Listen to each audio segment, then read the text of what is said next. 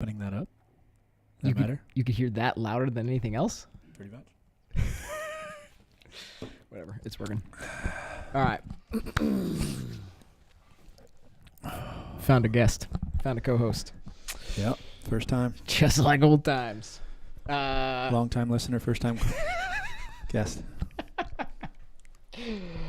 All right. So here's the deal. Here's our goal for today. We sent out a little survey, to some gentlemen a couple weeks ago. Better mute that. And we're going to talk about it a little bit. So I think first, maybe even before getting into what the survey all was, why send out this survey? What was the goal? First of all, what is it? What do we even do? Is this what is this? What we're doing? Is this the Restoring Human podcast? No. Is this the New City podcast? New City, yeah. Okay. It's live, by the way. Okay. Yeah, so we basically, both of us, being part of the church that we are, Sacred City Church, which has been doing a lot in the past couple of years because the culture continues to get go in a certain direction of weird stuff happening. We believe that the Bible is the highest authority and is the what we should look to know how things should be here in this world. So when it comes down to just the basic idea of what is a man and what is a woman, our culture is struggling with that right now. So we have been emphasizing, hey, let's just teach biblical, what's called anthropology, like how men and women are created, how human beings were created, and we believe they're created in the image of God, both male and female, created in the image of God. And he created them in a way that where they have specific purposes, right? So just the simple question of what is a woman for, what is a man for, like we believe the Bible speaks to that. So with what we do, you bring in the whole health and fitness world.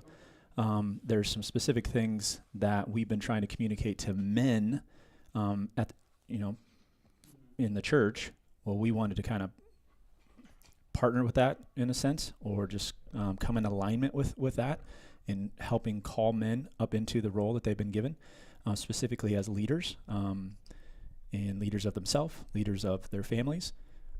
So leaders as in setting the example for what their family should be doing, but also there's some what it means to be a leader is also defined for us, and one of the things are men are supposed to provide and protect, to keep it simple, their families. So we believe that health and fitness is required to be able to do that. So that means it's part of a man's discipleship. So with what we do here at the gym, we do that ourselves. We have been teaching that to other people for years now. We've been coaching other people as they're trying to do that, right? So the teaching part is we teach them what to do, and then we coach them through how to do it. And then we have created this community of people that are all trying to do that together. So what we do at the gym was just in close alignment with what we're trying to communicate, that's our message at the church to men. So we wanted to say, hey, let's just send out a survey to ask the men, specifically men of our church. So we sent it out, not directly to around 100 people, but about indirectly of going through leaders in our church to send it out. We sent it out to 100 people to just try to get some feedback of, hey, what do they even think about this? Do they think health is part of their discipleship? Do they think it's an important part of their discipleship? And then if so, are they in alignment with that? Or like, are they living that way? Or is it just a belief that they have? And if they are, how's it going? And do they need any help? Basically, it was the kind of the ultimate question that we wanted to come to. So most of it is just gathering information. And then combined with that, what we've been talking about is how then can we help these men, and not that we don't want to help women or children, right? We want to help everybody with what the gifts that God has given us and experience that God's given us, but we wanted to focus on men because we see so many men not doing what they're supposed to be doing, and in multiple areas, but in this specific area, So we wanted to kind of make that a focus at the gym and say, hey, men, why don't you come join us and be part of our community of men who are trying to do this same thing. Because we knew that was also going to bleed out in other areas of discipleship, right? It's not just getting here and trying to, get bigger muscles or, run a mile faster, all that type of stuff. It's being around a community of people who want to focus on their discipleship, want to live all things in life under the lordship of Christ, right? All for God's glory. That goes much better when you're doing that in community. So that was probably too long.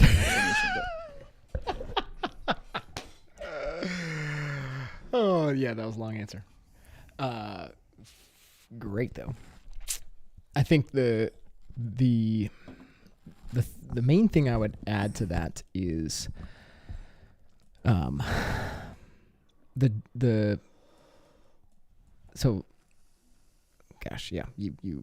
was a real big answer. The thing that we get really well, and obviously because we've got the gym, is like the actual, okay, what do you do, right, to be healthy? We've got our principles of health. Like that matters, and we've had people coming to us for years who, are looking for those answers, right? Hey, I believe, I know I need to do something here, but I need help doing it. And like that's almost a separate thing from what we're actually talking about here. Those people who have already, come to us, and people we've been able to help and coach for years now, they have already come to the conclusion that this matters. Yeah. Right? And maybe not with the same convictions that we have. They might be doing something for a different reason than we are doing it. But either way, they've already come to the point where, hey, this matters and I need to do something about it. Mm-hmm. What we're really getting after here is, I think rightfully, we are amongst a bunch of guys who are hopefully pretty principled people. And going after the question of, again, is this important? Does this matter? That's more the aim. Because if the answer to that is yes, like, then we can get to all this other stuff.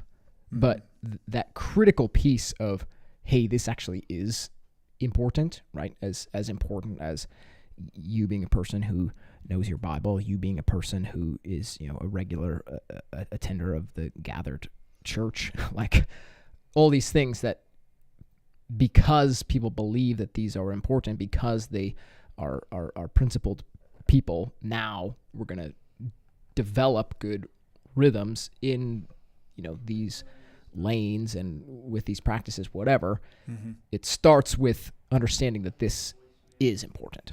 Yeah. And so if we don't go after that, then, at best we might land at the same thing for different reasons, right? Yeah. Okay, so that's the setup, right? So, it's like off the top of my head, I'm even like I can name dudes. So it's like I know that even years ago, like I remember one guy specifically who had, when we were just doing like the podcast thing, we didn't have the gym yet. Essentially, that was his argument. He's saying like, hey, like you're giving me all this information and it's great, but I haven't been convicted on why I need to do anything about this, right? Yeah. Yep.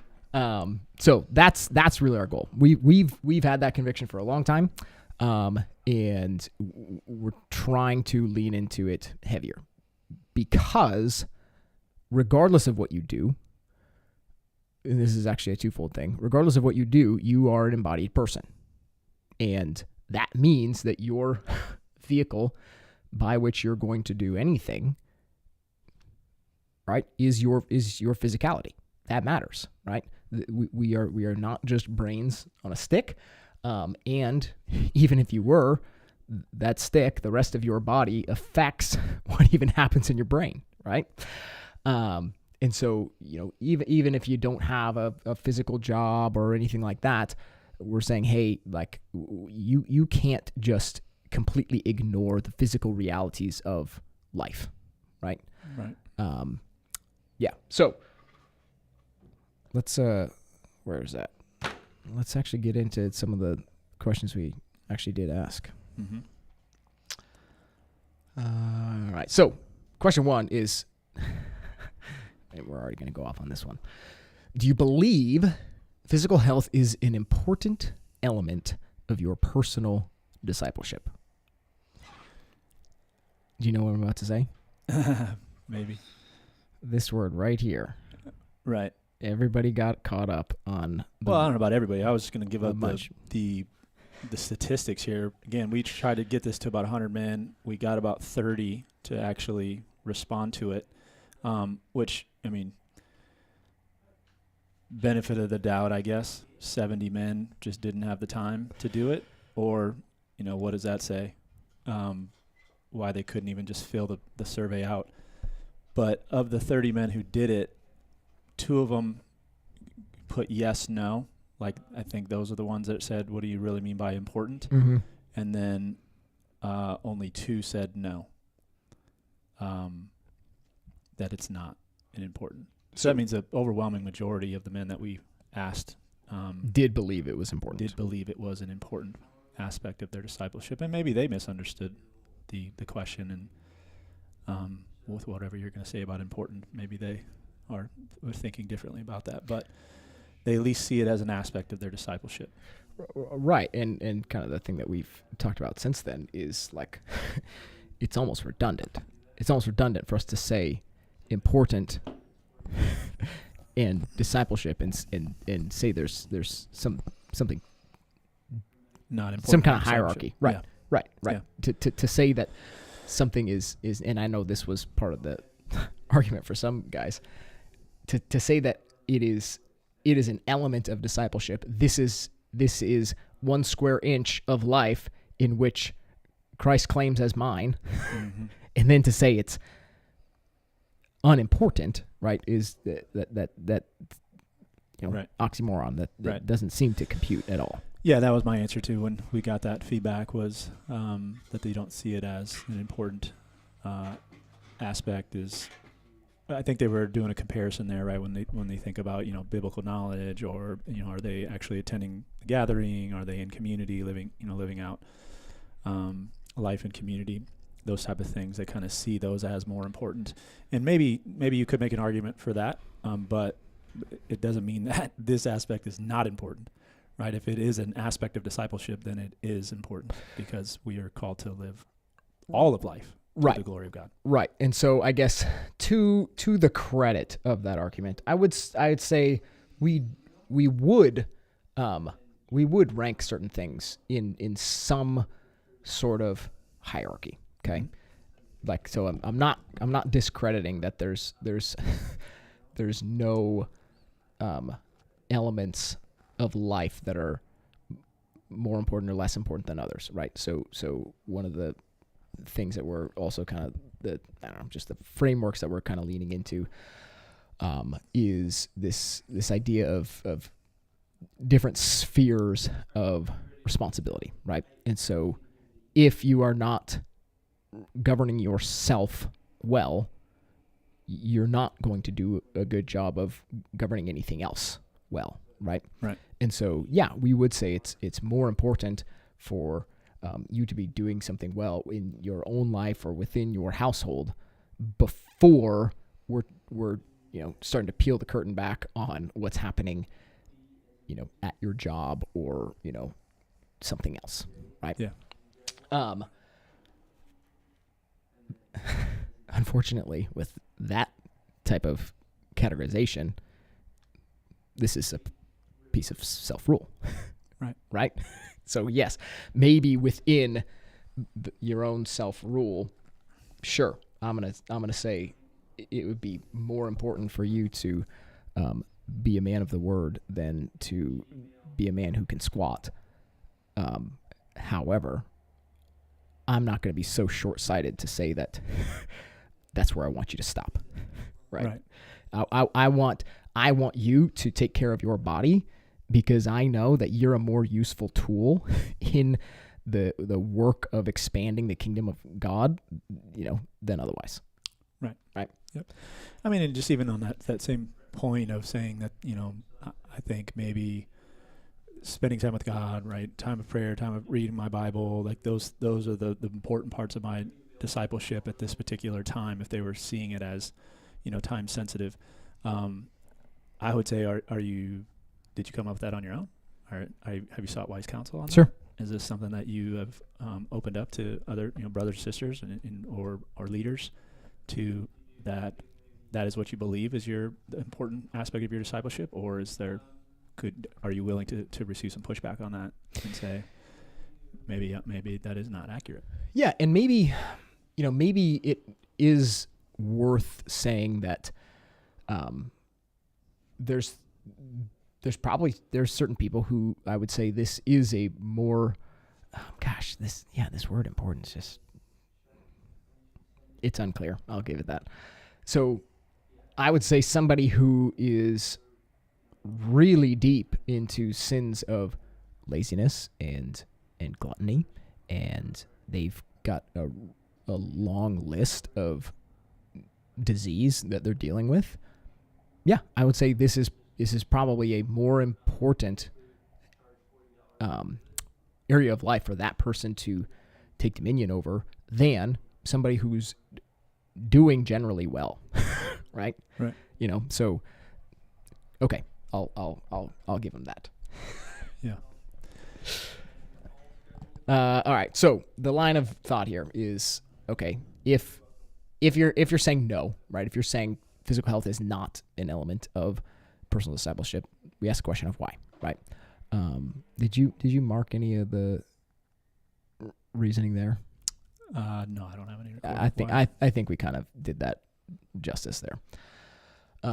But then if yes, okay, if you're saying yes, this is an important element of your personal discipleship, how are you living in alignment with that belief? We believe that, and we know that all of our doing flows out from our beliefs, right? We act out of something that we believe to be true, right?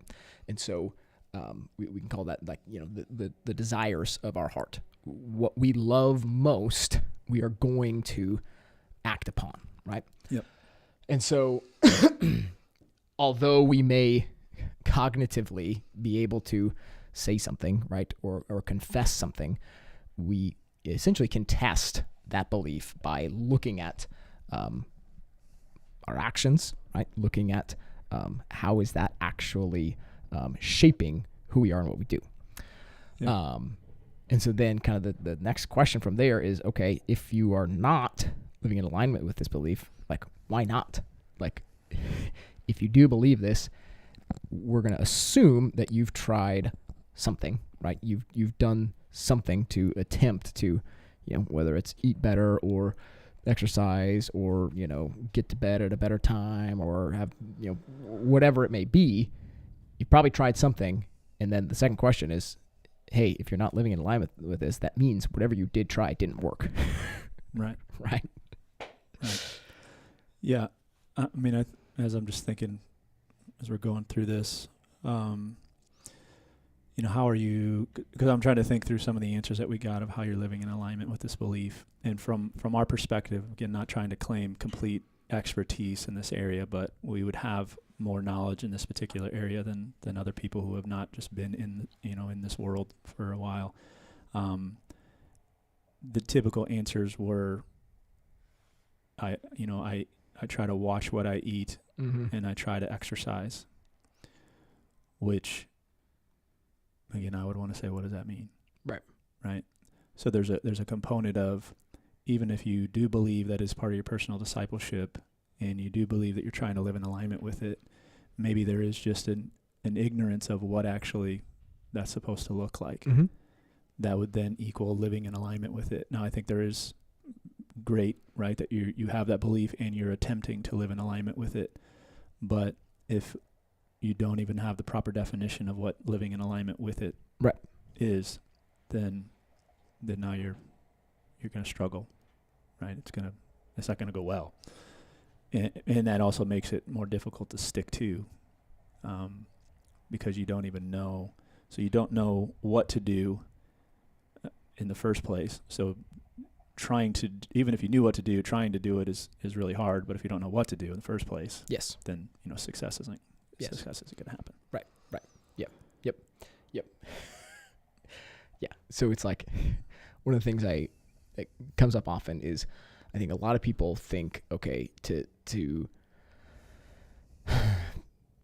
be healthier, you got to be the type of person that has just outrageous amounts of willpower, right? You stand in the face of a case of chocolate donuts and you scoff at it or whatever, right? When the reality is our health is far more it's more like a feedback loop, right? Where the environment you put your body in, you're going to see the outcome that produces, right? And so what we're trying to help people do is put themselves in the best environment possible, right? Fill your home with the best food possible. That it's not like you open up the fridge and you got to decide what the best thing to grab is. You open up the pantry and you got to decide, not to grab the Pop-Tarts and to, get a friggin' beef stick instead, whatever that may be.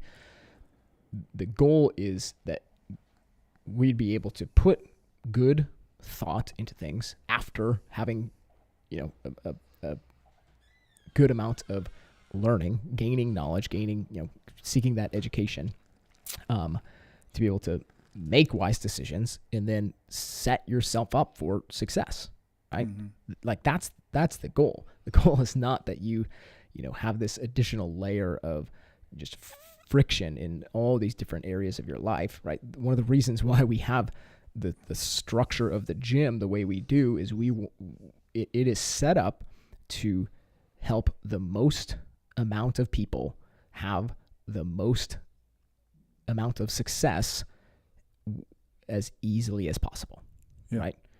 Your task is show up, right? I can't help you there. I'm not going to pick you up and bring you here, right? But if you get here, I'm going to take care of the rest. And you get here and you actually put forth the effort. I'm going to put in all the thought process of what needs to happen for what you need to do, right? You just get here. Yeah. Right? Yeah, I mean, I think of just to try to relate this a little more, I think of just a basic catechism question, right? Of, what's the chief end of man? Glorify God and enjoy him forever. And then the next one is, well, how do we glorify God? By loving him and obeying his commands, right? Well, what are the commands of God? You need to look, you can't make those up, right? You have to look at the place where he's revealed what his commands are so that you know how to live in alignment with that command. So same thing here, not saying that the information, the expertise that we have is equal to Scripture, right? That's nowhere near what we're saying.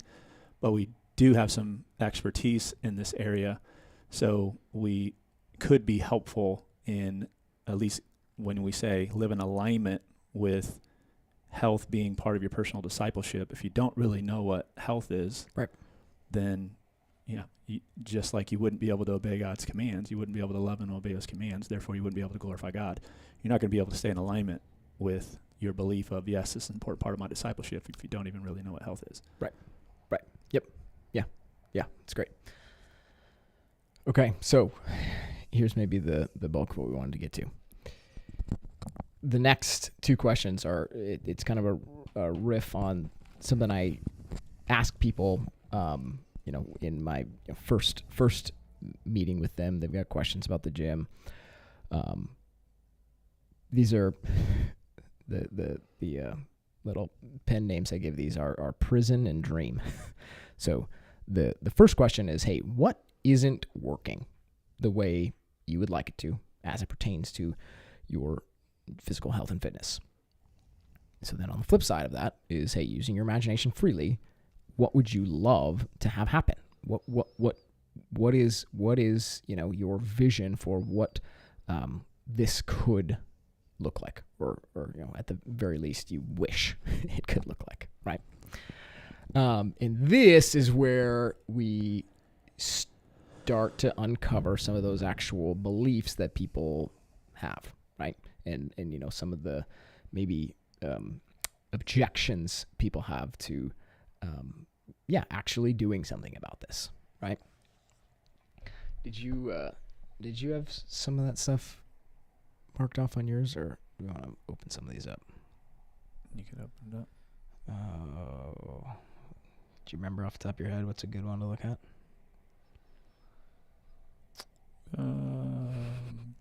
You don't have to name names. I mean, you can go here. This guy? Great. What do you see here? Well, are you wanted to go to either of those? The imagination thing is what you wanted to go? Either one. Yeah, so for the imagination, what would you love to have happen as it pertains to your physical health and fitness? This answer was, I can eat what I want. Exercise was effortless and required little time. So that just again gets back to, if health is important for your discipleship, do you actually understand the definition of health and the purpose of health, right? Just, going to a doctor and getting a bunch of measurements and feeling good, like that doesn't necessarily define health. And the purpose of, even if that was true, the purpose of being that isn't health in and of itself, right? So just to think that, hey, I would rather just be healthy with no effort, you're missing a huge aspect of why health is even a thing. Sure. Right? The discipline, the hard work, the focus, the honoring God, the stewardship, all that stuff has to come together now to equal, again, something that we would say is healthy. So when your imagination goes to, I would rather just have health and not even do the things that are required for being healthy. Yep. And I think, so we're using the term health, but I would say, I think we can paint a better picture with this if we talk about this in a little more broad sense of saying what we're looking for is something more glorious, something more beautiful, something more true. And then we can start to see how we actually think about this exact issue in other areas of our life, right? When we think about what we have to do to get a more beautiful, a more glorious outcome out of pretty much any situation, it is going to take a lot of freaking work. Right? But what keeps you doing the hard work is a proper vision of where you're headed, right? What you're aiming at, and what your motivation to do that in the first place is. And so, like, while we want to, it's like these two things that, pairing what I already said about how, the goal is not to just make you friggin', the most powerful wills on the face of the planet. That's not the explicit goal. And we want you to do hard things because it's going to make you into a different person. Right. It's going to make you into a stronger person, right? Part of the process, part of getting you to a better, more fruitful, more glorious place is the fact that you did put in that work, right? To be able to walk into a store and make a adequate assessment of, hey, what things in here are going to be better for me than another. It takes work to acquire that skill, right? Just like it takes work. This is one example. I was talking to a friend of mine. It takes work if you're an artist, right, to be able to acquire the skill to be able to, in this case, it's graphic design, right? To be able to understand the programs, understand, elements of design, symmetry, how things work together, right? And like to be able to get to the point where you can sit down and like quickly throw something out there and it actually turns out really well. It turns out beautiful in a short amount of time with, I would say, low effort, right? Sure, that is certainly the goal. But in order to do that, you had to have hours of learning, hours of doing things wrong, right?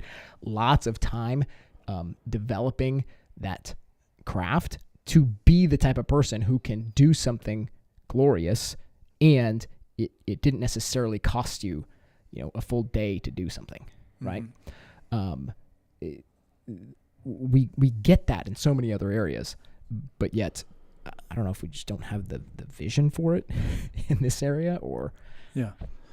Well, again, if we're talking about glorifying God in this particular aspect of life, right? Health, the physical part of your body, taking care of your body physically. Let's say somebody's overweight. Let's say they even have some sort of diagnosis, whatever it is, but they are making the right choices because they see it as important, and they're trying to, right, make better choices that are in alignment with what we know of is healthy. That person is growing in their discipleship. That person is honoring God with how they're living.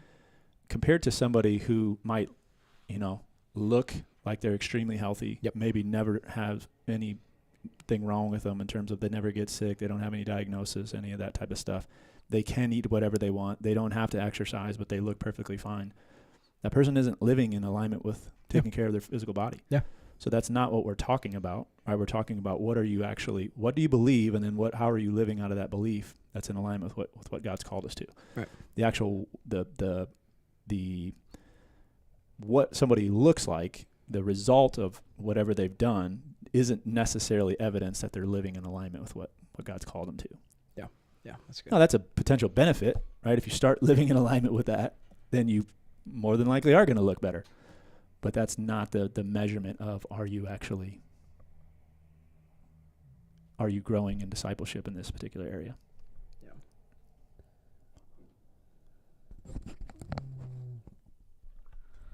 Gosh, I can't remember these off the top of my head.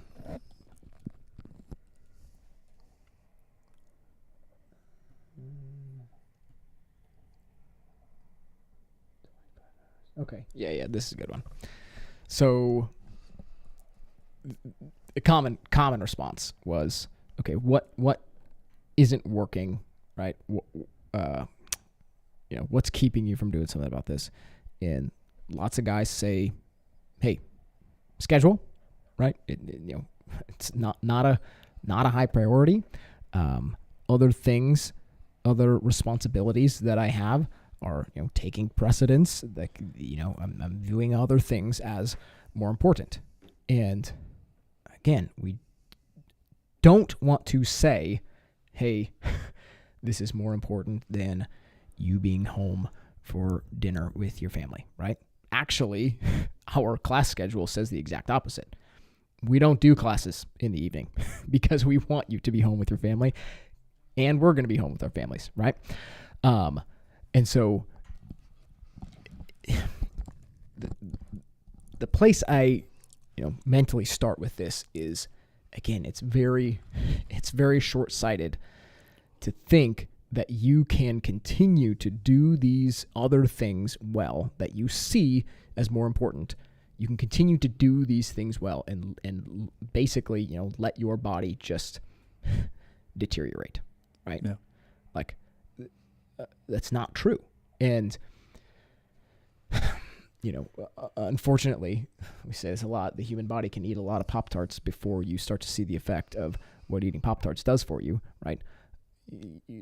By the grace of God, your body is extremely resilient.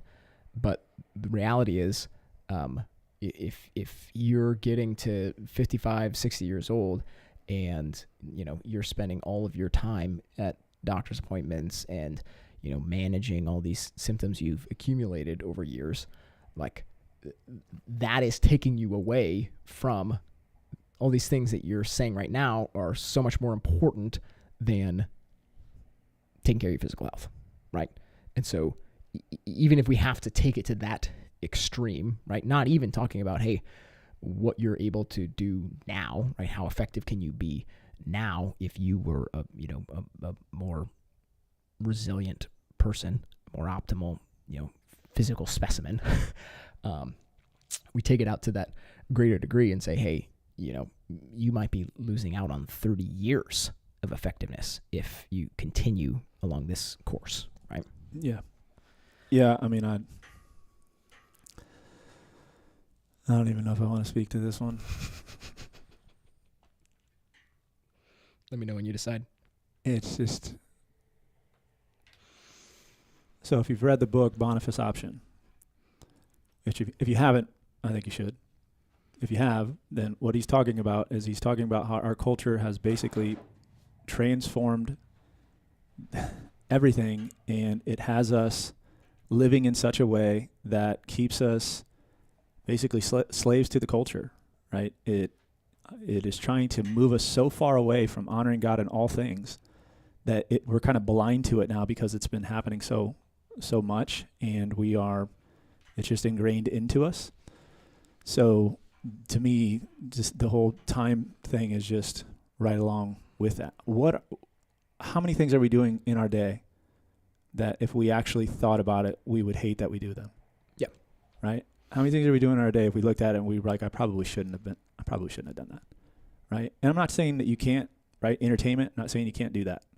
Right? I'm not trying to say that all we should ever do is focus on work and family and prayer, Bible, taking care of our body. I'm not saying that we can enjoy life, but to think that, I mean, this same thing goes for money, right? I used to talk about this stuff all the time when I was, early on in my chiropractic career, just trying to communicate the importance of chiropractic, and we'd get to the money part, and people were like, well, I don't know if I have the money to do that, and how much money you spend on Starbucks, right? How much money are you spending on Netflix?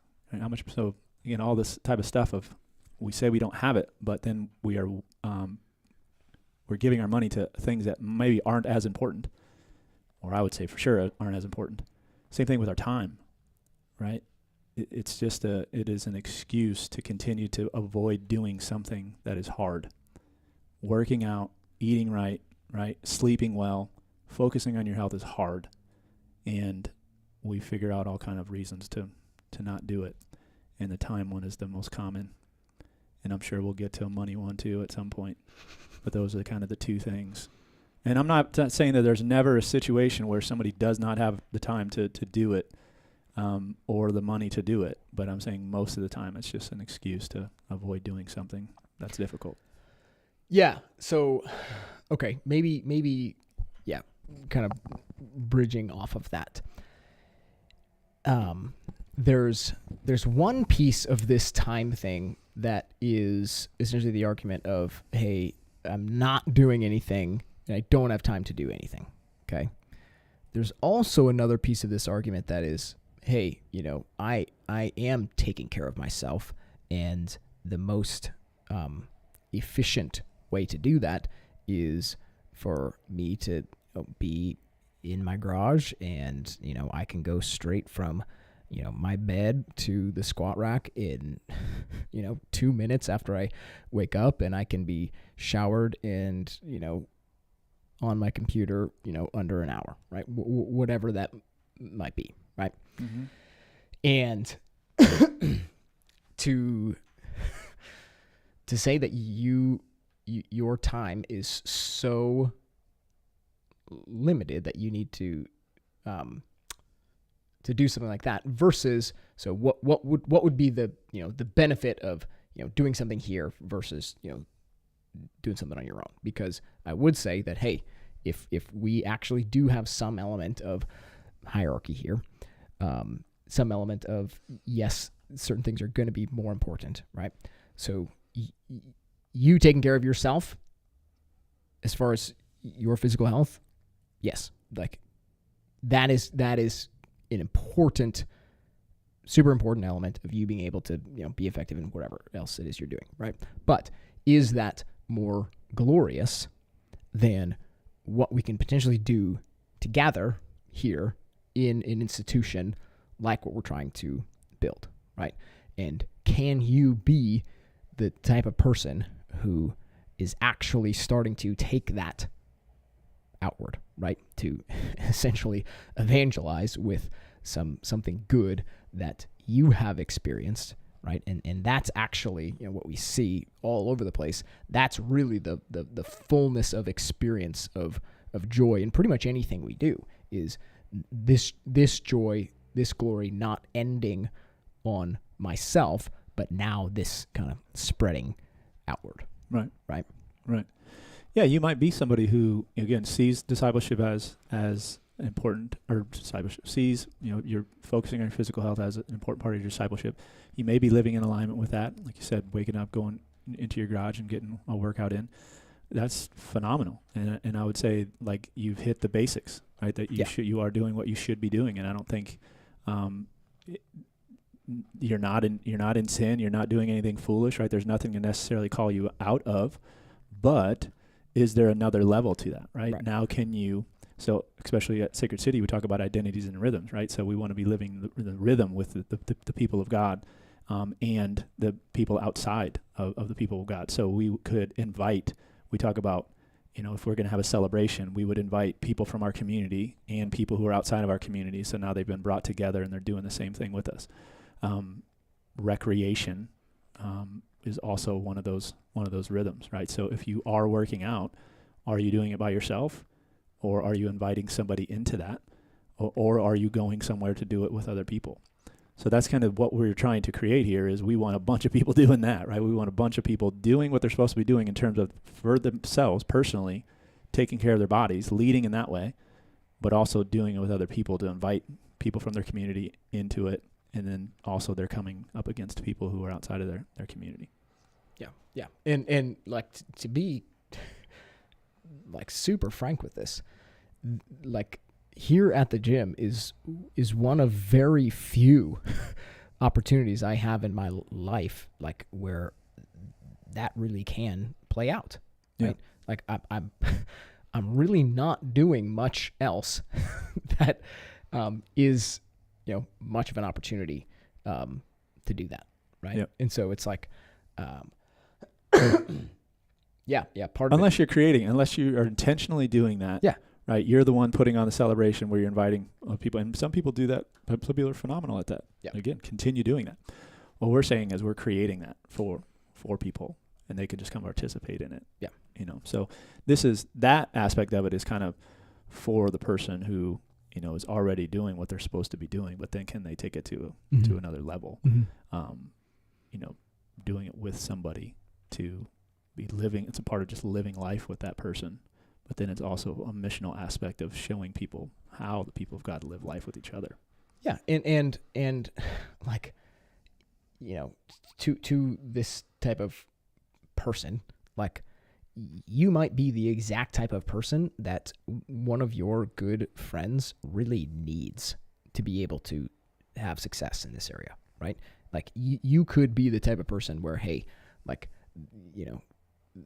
your buddy has been trying to do something about this for a long time, and just the fact that he's got somebody else who, is going to be meeting him at the gym at 5 a.m. and calling him if he doesn't show up, right? That little piece right there can, going beyond just, taking care of yourself, to being able to, take care of other people who you love, like, that right there, like, that's a huge, huge benefit.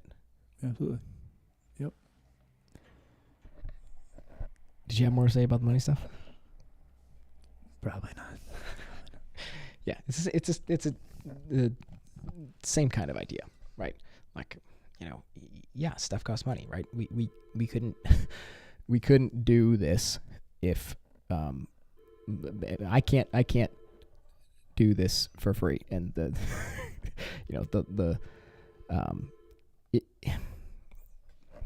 okay, this is an interesting point. So part of even us doing this is, like, somebody at some point has to take a sacrifice with time, money, or both to be able to build something that is, enriching to more people. Okay.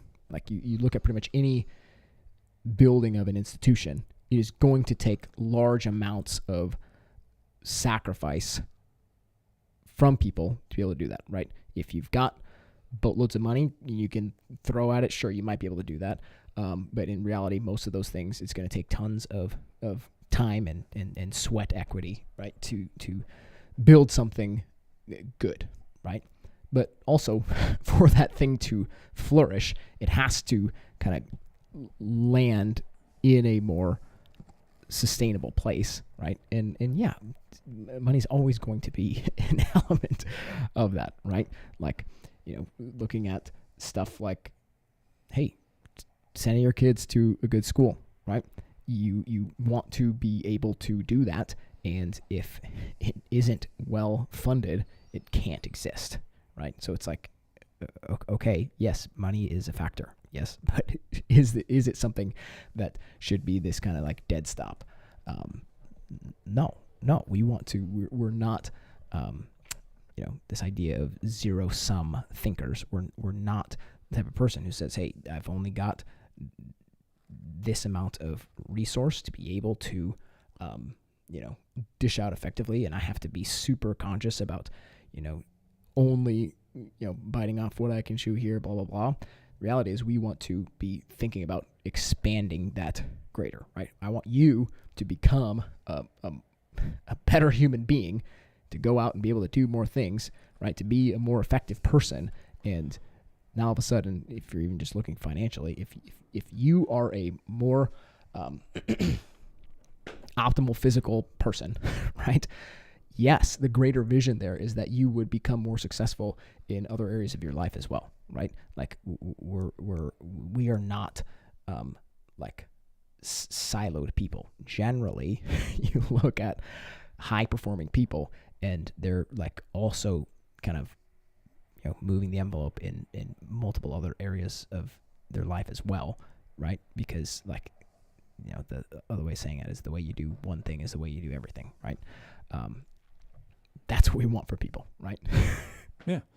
Well, I mean, and it's honestly it's a lack of trust in God. There's blessings in obedience, right? So if we are living in alignment with something God's called us to, then there's going to be blessings that come from it. Now that's not prosperity gospel stuff, right? That's just biblical truths that when God's called us something, if we're living in alignment, that means if God's called us to something, it's the best way to live. So if it's the best way to live, then there's going to be blessings in us living in alignment with that, right? So if you're saying money is an issue, that doesn't mean that you can't still honor Him with your body, right? That might mean you can't pay for a gym membership, right? But it doesn't mean you can't honor Him with how you're living, in terms of your physical health.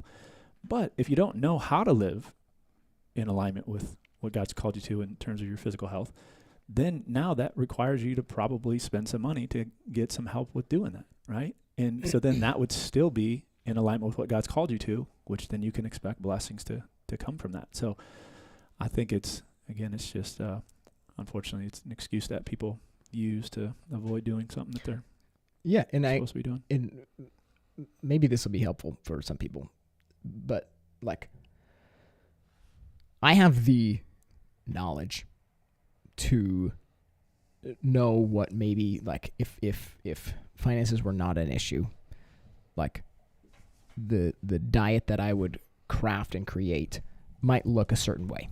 Okay. I don't have the finances to eat like that. Right. Even like training, are there pieces of equipment or different things that I know would be, great ways to become fitter? Sure. Right. Don't have the money to buy those pieces of equipment. Right. So it's like, we're not saying you don't have constraints, but we are saying is we want to maximize our effectiveness with those constraints. Right. Yep. All right. I gotta go. Okay. Unless you want to do this by yourself for a little bit, and I'll come back. No, what's funny is I freaking sit here and talk to the camera for 20, 30 minutes like every week, but then as soon as you get here, I immediately get fidgety and gotta freaking kick that and stand up. No, that'll be good for today. Maybe we'll come back to this. If this says brought about any like questions, let us hear it. Right. This is a topic that we're going to continue to lean into because we believe it matters, and we want to help you see success in this area within your households. So, give us some feedback. If we said anything that you hate, let me hear it.